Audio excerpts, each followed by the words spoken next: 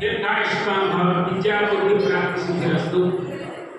వక్రతుండ మహాకాయ కోటి సూర్య సమప్రభ నిర్విఘ్నం కురు మే దేవ సర్వకార్యేషు సర్వదా సరస్వతి నమస్తుభ్యం వరదే కామరూపిణి విద్యారంభం కరిష్యామి సిద్ధిర్భవతు మే సదా. గురు బ్రహ్మ గురు విష్ణు గురుదేవో మహేశ్వర గురు సాక్షాత్ పరబ్రహ్మ తస్మై శ్రీ గురవే నమః. మంచిది నాయన. అంతఃకరణమే కాదు, దానికి అర్థం కూడా తెలుసుకోవాలి. అర్థం తెలుసా? గురువే బ్రహ్మ, గురువే విష్ణు, గురువే మహేశ్వరుడు, గురువే దేవుడు. అర్థం తెలుసుకున్నది మాత్రమే కాదు నాన్న, ఆచరించాలి. ఆచరించేటప్పుడు భక్తి, శ్రద్ధ, యుక్తి అన్నీ ఉండాలి.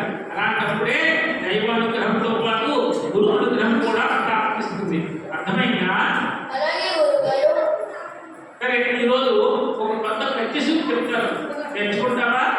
చెప్పండి గురుగారు, నేర్చుకుంటా. పెద్దలన్న మాట పెద్దలన్న మాట పెరుగన్నమును బ్రోలు పెరుగన్నము ప్రోలు స్వీకరించవలయు చిత్తమందు స్వీకరించవలే చిత్తమందు అటుల చేయకున్నా అటలు చెయ్యకున్నా అని కలుగును. అని కలుగును. ఉన్న మాట తెలుపుచున్న మాట. ఉన్న మాట తెలుగుతున్న మాట. అర్థమైందా నాయన? గురుగారు, నాకు ఒక చిన్న సందేహం. చెప్పు నాయన, అడుగు.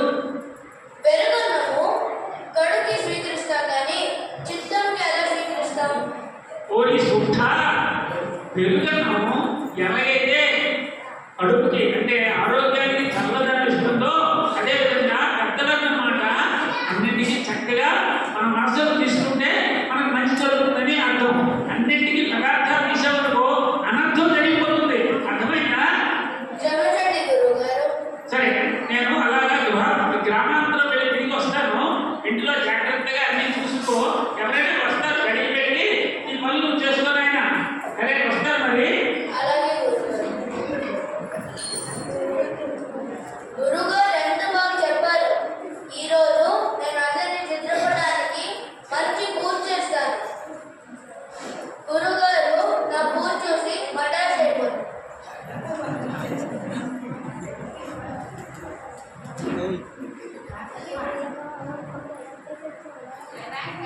అయ్యో, పూజ మధ్యలోనే ఎవరైనా రాగలరు. అందుకే నేను తలుపు కట్టేసి వస్తాను.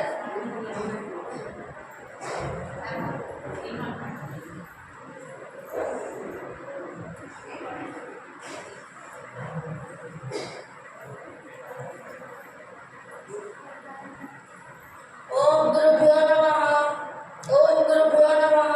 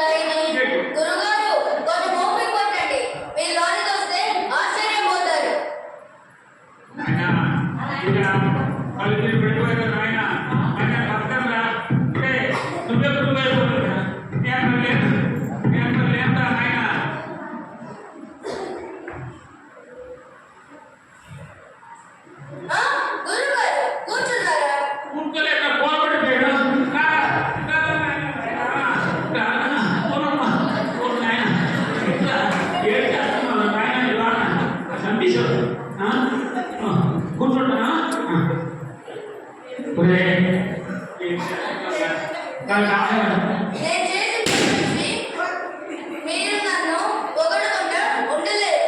మళ్ళీ కనిపించుకుంటున్నాను నాన్న. అప్పుడు మంచి ఇచ్చారా బాబు, మంచి ఇచ్చారా? ఆవిడ గురుగారు గతంలో మంచి ఇచ్చారా? నేను పూజలోనే పంచామృతం చేశాను. అది గురుగారికి ఇస్తాను. ఇదే మంచి ఇచ్చామంటే పంచామృతం గురుగారు పుచ్చుకోండి పుచ్చుకోండి.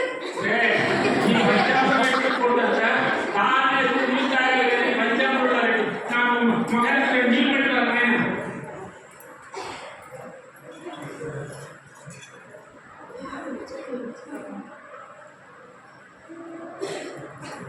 అమ్మయ్యా ఏకాంబరం ఏం చేస్తున్నావురా? ఏం చేస్తున్నావు? నేనేం చేశాను గురుగారు? మీకు నచ్చినట్లు పూజ చేశాను. మీరు మధ్యలో వస్తే నేను ఎలా లేవగలను? పాపం కదా. అవును, నా ఫోటోకు పూజ చేసి నన్నేమో బయట నిలబెట్టిస్తున్నావు. ఇక్కడేమో నైవేద్యం అంటావు, కేకులు అంటావు, ఆసనం అంటావు. నేనేమో కలిసి ఈ రోజుల్లో తెలియవు కదా, మరి అందరూ ఆలోచనలు ఏ పరిస్థితులు అయితే వివరంగా చెప్పండి గురుగారు. వివరంగా చెప్తాను, అందరూ వినండి.